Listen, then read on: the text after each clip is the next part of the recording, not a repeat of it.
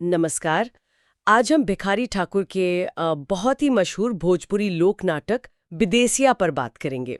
हमारे पास इस नाटक पर एक समीक्षा भी है, तो हम उसी के आधार पर देखेंगे कि ये नाटक मतलब क्या था और क्यों आज भी अहम है। जी।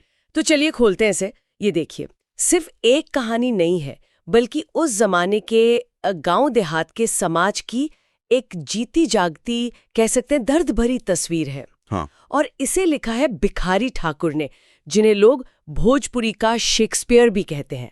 ये अपने आप में बड़ी बात है ना? बिल्कुल बिल्कुल।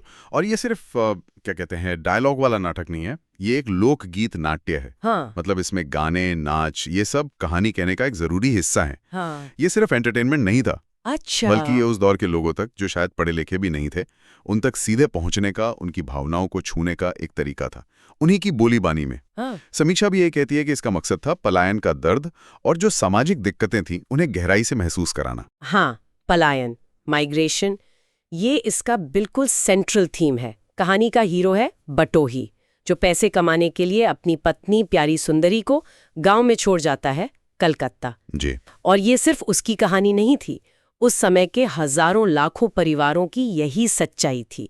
रोजगार के लिए घर छोड़ना और पीछे जो रह गए उनका इंतजार, उनका अकेलापन।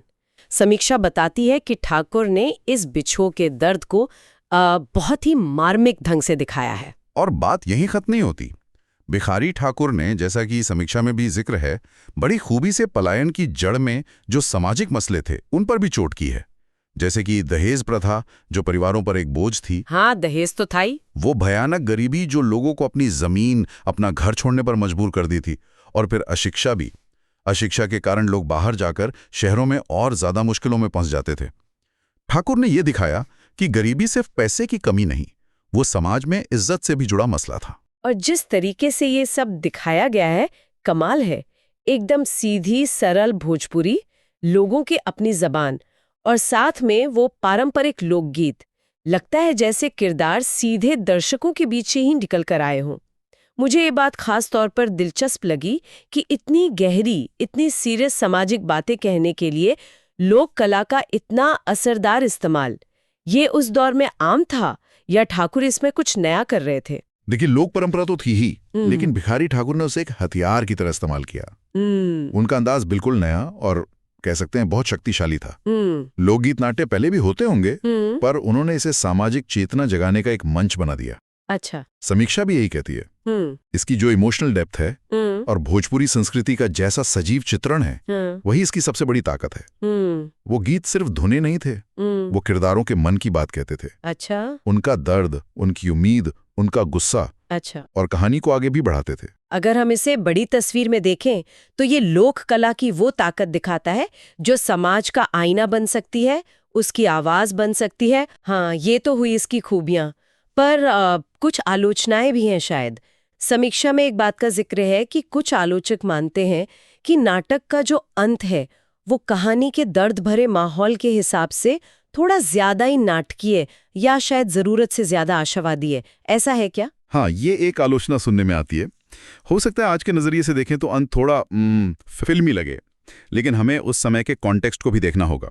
शायद ठाकुर अपने दर्शकों को बिल्कुल निराशा में नहीं छोड़ना चाहते थे। हाँ, ये भी हो सकता है। या शायद उस उम्मीद में भी कोई सामाजिक संदेश छिपा हो।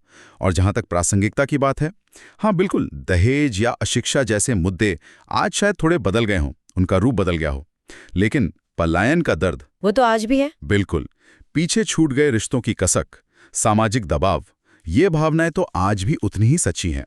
इसलिए ये नाटक सिर्फ एक दौर का दस्तावेज नहीं है, बल्कि कालजयी, एक टाइमलेस कृति मानी जाती है। तो कुल मिलाकर विदेसिया सिर्फ मनोरंजन नहीं था, ये उस दौर के पलायन, सामाजिक चुनौतियों और भोजपुरी लोक जीवन का एक बेहद अहम दस्तावेज है।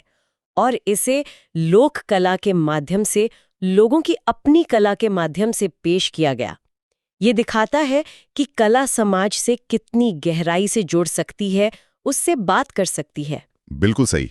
और ये हमें सोचने पर मजबूर करता है, भिखारी ठाकुर ने अपने समय की सच्चाइयों को वहाँ के लोगों की भाषा और कला के जरिए आवाज दी। आज के दौर में जो हमारे समाज की चुनौतियां अलग हैं, समस्याएं नहीं हैं, क्या आज के कलाकारों की भी जिम्मेदारी बनती है कि वो अपनी कला के जरिए इन आज के मुद्दों से टकराएं, उन पर सवाल उठाएं, ये सवाल जरूर सोचने लायक है।